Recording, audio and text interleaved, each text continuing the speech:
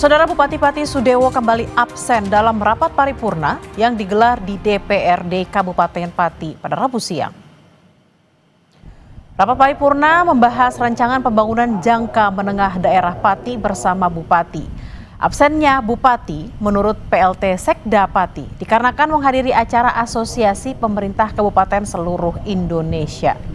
Usai didemo warganya pada 13 Agustus lalu, Bupati Sudewo memang belum pernah tampil ke publik lagi, termasuk saat peringatan Hari Kemerdekaan Republik Indonesia.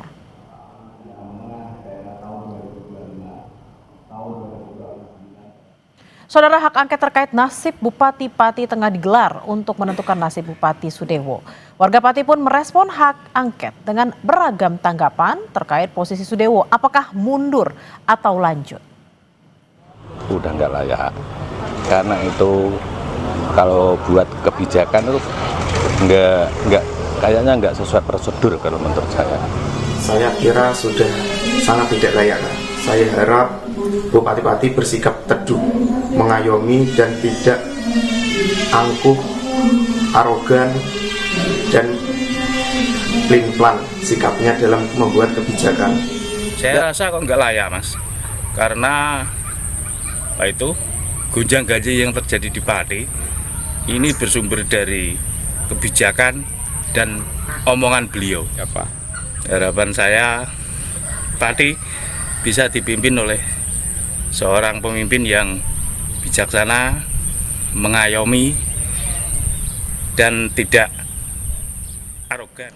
Saudara, Pansus Hak Angket Pemakzulan Bupati Pati Sudewo terus bergulir dengan memanggil Badan Pengelola Keuangan dan Aset Daerah atau BPKAD.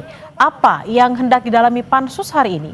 Kita tanyakan pada jurnalis Kompas TV, Ihwan Miftahudin di Pati, Jawa Tengah. Selamat siang Ihwan, hari ini Pansus memanggil BPKAD. Apa yang hendak digali?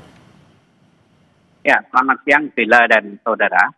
Pasca Pansus libur di hari kemarin karena ada rapat paripurna, pagi ini Pansus Hak Angket DPRD Kabupaten Pati kembali bergulir.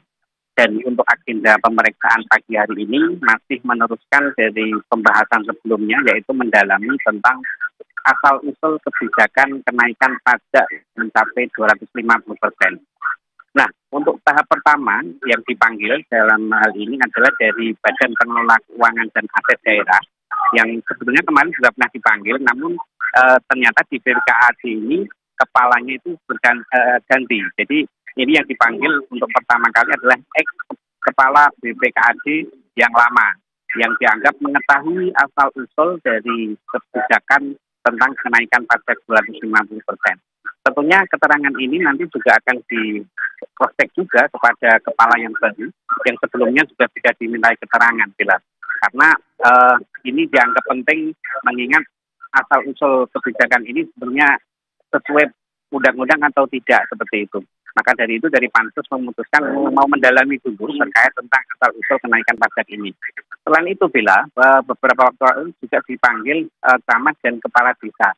Dan ada satu yang menarik, yaitu ada salah satu orang perangkat desa yang dalam hal ini menjadi korban atau menjadi korban kebijakan bupati karena dia menolak rencana kenaikan pajak tersebut sehingga dia dinonaktifkan sebagai perangkat desa. Nah, ini juga menjadi temuan baru bagi Pansus karena sesuai aturan kepala daerah itu tidak bisa memberhentikan perangkat desa. Maka dari itu rencananya Pansus juga akan memanggil inspektorat dalam hal ini yang membidangi terkait kepegawaian di tingkat desa. Seperti itu, Bella. Iwan, setelah rencana demo jilid 2 batal kemarin, warga Pati rencananya akan melakukan aksi di KPK. Bagaimana persiapannya? Ya, memang benar sekali Bella.